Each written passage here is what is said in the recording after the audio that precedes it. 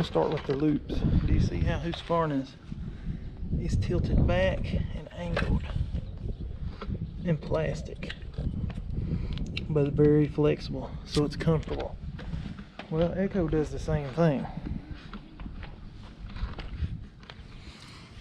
and they've got a little pad around theirs, and Stihl is straight up and around. I mean, it feels good to carry them. And Stihl has rubber coating around it. Echo has rubber coating around it, but they're attached firmly to the shaft. Husqvarna has dampeners. I've took this apart. You can watch in one of my old videos. Has a rubber, it's not a bushing per se, but imagine just a round piece of rubber with little ribs on it. One here and one up here. What that does is, the only thing from this handle touching this trimmer bar is that rubber. So what that is, it allows it to flex. See that? See? The older models flex more. I just realized this. I made a video a minute ago, and they have really increased the dampening. Like this 535 is last year's model. See how much I can turn it? If you don't like that, and if it's hurting you or messes up, they will replace it, but we'll see if this new one, because I kind of like it moving a lot. It takes all the, this thing's a 35cc, it probably needs to move more than this one. But the 525 LST I've had for years, it moves a little more than that one too. So, their trigger, when you start weed eating with your finger, that's another thing. Husqvarna's, you have right there safety, and then you have your trigger. And you might say, ooh, this is cheap plastic. Well, it's designed to do just this. See, you can fold it all the way up. It will not break. Same thing with the 535 LST. The auto return, so you'll never forget to cut it back on. Well, Husqvarna is that strong. See, here's the Echoes are all like this. You have to, many times I forget that. That's not a deal breaker. Their safety switch is more comfortable. And then you got their handle and trigger. See their trigger? That's very comfortable. One finger or two. Now the 2320Ts, this thing will wear your finger out squeezing. I don't know why that's so hard. Like, I mean, it takes a lot of effort. The 225 doesn't. The 2620T doesn't. So I actually need to take this back. The reason I have not is I just ain't. And then you got Stihls are all like this now. Remember, this is a 6-year-old trimmer. And then they've got one piece for the finger. Strong. It don't flex though. But it ain't broke either. Then this stupid pinwheel is cruise control. Well, not cruise control. It's the anti-cruise. It just don't let you push down all the way. See that? Now you can go with the full throttle. And then the return. I like that the most. Stihl's, I like that one better even than this one. I mean, nothing wrong with that one, but again, it's preference. It's just really nice seeing this new 525 LS. Same thing as LST, but without the torque head. Alright, so another thing to consider with trimmer besides weight, balance, because all of them's going to last a long time if you buy one of these brands. So I'm not going to say which one's the best, because it depends on what ethanol you put in it, how you take care of it, if you remember to mix your oils properly. Make sure you use a 2-stroke mix that has fuel additives, especially has something to keep the oil from, and the ethanol and the gas from separating. So fuel stabilizer is a must.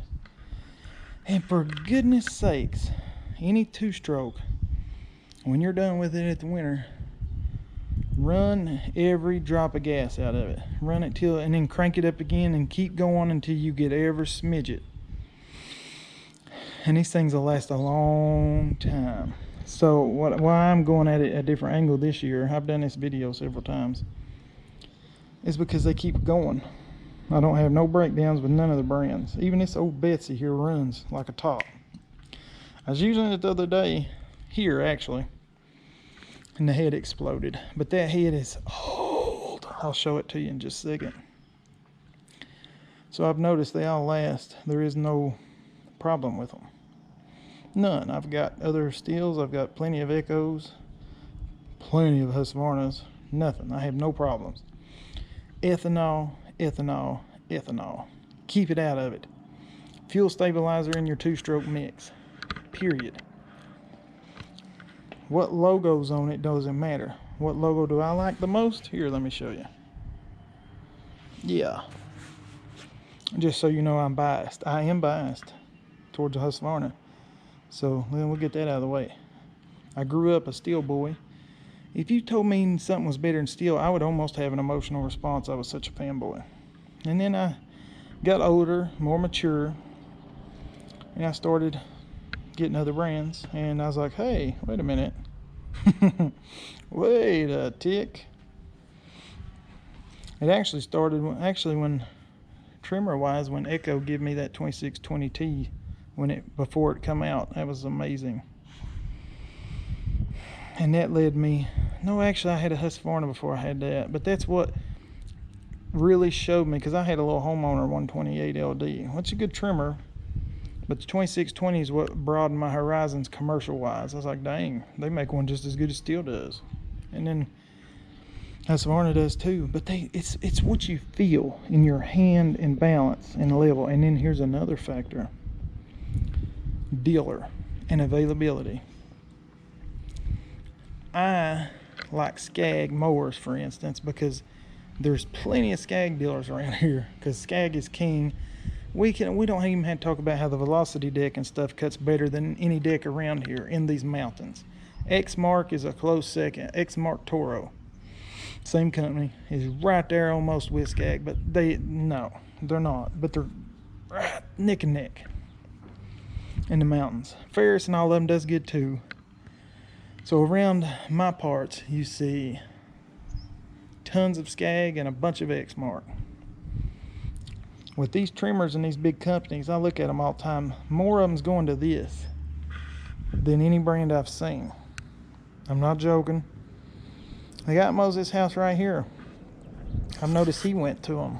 And he's already a Red Max guy, but so it wasn't a big change for him, because Husqvarna owns Red Max. He had 2 brand new, I think they was L's though. This is a LS, the higher end model. And yes, I opened this trimmer up so I got trash everywhere. Overlook my mess.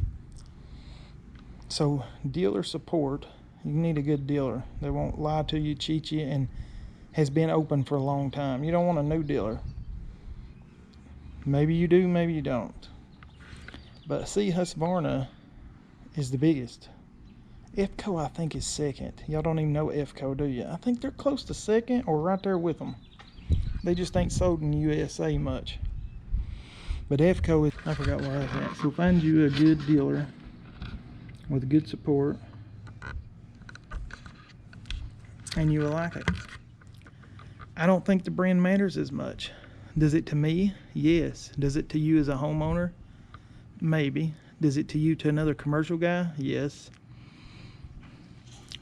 Like, I like having all the brands. If you've seen my lawn care videos, you'll see I carry 3 brands usually. Now I'm down to 2, because I've quit using Stihl almost altogether. I just like this better. I'm sorry. Get mad if you want. I don't care. And I did buy this one, and I bought the Echo 225, and I got 2620. I like Echo a lot, like a lot. But the 2620T is as amazing as it is, it's just too heavy for me. Yes, this one's heavier, but it's 35cc. It's about the same weight as a 25cc. So it's just what you like. Yes, I'm beyond strong enough, but You don't want to carry lead weight around with you while you're in 90-some degree weather on a bank hillside like that for hours, do you? You might say yes, but you're a liar. Or you mow flat grounds. Anybody that mows mountains in here around us, they know the demanding terrain. Here's how our lawns look. I mean, look at this back freaking yard here. That's all it is. So you weed eat a lot. Luckily, everybody here has walk behinds, and that saves more than you'll ever know weed eating. But anyway, we still have to weed eat a lot. So people around here probably, you know, are very fluent in weed eaters and stuff. We could even start talking about what size head. Like, see, that's the 450 and that's the 400 Stihl feed. That's the 400. See the small one? It's like 15 feet it holds. This is the one that come on it. And this is the old look. This one's completely wore the little nubs off. An old employee of mine done it. He shot the freaking eyelet out. See, that one's still there, and it just blew up, son. That was just the other day. But anyway. So, my versus video has turned out to be pretty much a you pick. Dealer support is so important. But if you want to say quality and stuff, again, I really can't answer you. I've got them all and I've had them for years and none of them's failed, so I'd have to lie to you. Old Betsy here has been through the most parts. Actually, that's been the least reliable trimmer I own, still. The 94Rs, some of them, are plagued with problems. And that one was the first, I think that's the one I pre-ordered. We got two of them as soon as they come out. I got a 2620T from Echo, the first run production. They ain't had nothing happen to it. So you can, and I'm not knocking that 94R, it's still going. It'll take 3 or 4 pulls it'll crank right now. I kid you not. So it's not a problem. The Echo, they usually start in 3 or 4 pulls. These right here are usually 1, 2, sometimes 3. I don't have anything that cranks as good as Husqvarna. And that's one of the reasons I've become biased. I'm not really what you would call biased. I'm what you would call, I found something that seems superior. I said seems. You can't argue with the starting. Anybody that has them knows these start better. Even if you hate Husqvarna, you know it starts better. Because every one I've got goes boom. These start good. No complaints with them two brands. But this just starts better. It just does. This one has a vented gas tank and it's a little extra hose going up under the carburetor. These Stihls will make you because every time you fill it up, if there's any gas in it, you know what's going to happen to it. I have wore who knows how many gallons of gas over the years trimming with Stihl stuff.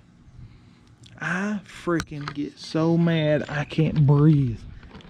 Yet another reason I quit using those 94s. Still got them, just don't use them.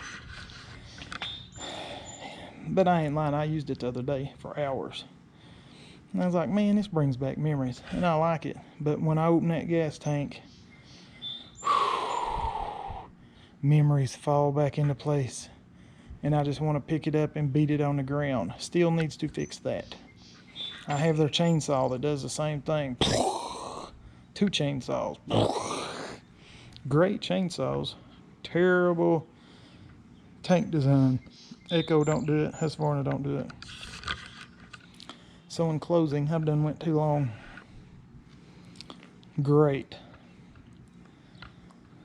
Best. Opinion. This guy's best. Because they start better. They're lighter. For the weight versus the power ratios of a Husqvarna, you ain't gonna beat it. Echoes are real freaking heavy for their power ratios. But great brand. Great. Nobody can argue. Go pick up a Husqvarna. Until then, you can't say a word. use it. I mean, don't just go to the store. I mean, take it and use it, and you'll be like, oh, wait a minute. Yeah, you're right, because I know I am. 94R light. Now, you can't let out much trimmer line. You can hear it. You can, all these trimmers without a guard, you can hear that tune. If it's going boo, and you can kind of hear the trimmer line. When your trimmer line's spinning and it's kind of folding and you can watch it bend backwards, and you hear that engine not going like a bull, your trimmer line's out too long. I hear people do it all the time. Shorten it up just a little bit. These engines should run like this. It should sound like it's on, not to the point of exploding sounding, but close. If you use a guard, you'll hear that noise, because you're harming your engine. A two-stroke, that's how it cools itself down and it lubricates itself. It's not going to hurt the clutch at all. No, I don't care what nobody says. The clutch is a freaking physical slip disc, basically. They're $8 to replace. All you're doing is you're going to foul out your spark plugs. That's 90% of the reason people go through a lot of spark plugs, is because they let their trimmer line. And I don't mean out a lot. You can let it out a lot. I'm talking people to, well, like Roy. I've had to replace I don't know how many spark plugs because of him, and a coil went out on it too. But he'll say it won't crank, and then I'll hear him. I hear him running. I tell him all the time. I said shorten the line, because he's letting it out like a foot on each side. And I can hear the engine go, whoa. And then he'll foul the plug. And then I have to put another. I put so many plugs in this trimmer because of the roister, and he'll be watching. I tell him that all the time, and he forgets. He's an old man like me. But anyway. Other than that, you're really not going to hurt nothing. It might overheat a little bit, but it ain't going to hurt nothing. There ain't much to hurt in a two-stroke. It's 3 moving parts, people. Good Lord. So anyway, make sure it sounds like a race car. And your spark plugs will last longer. That's all I'm saying. They're only $6, so who cares anyway. But anyway, I digress. My brand, my second brand, my fourth brand, or fifth. Because I would take Echo, Shindawa.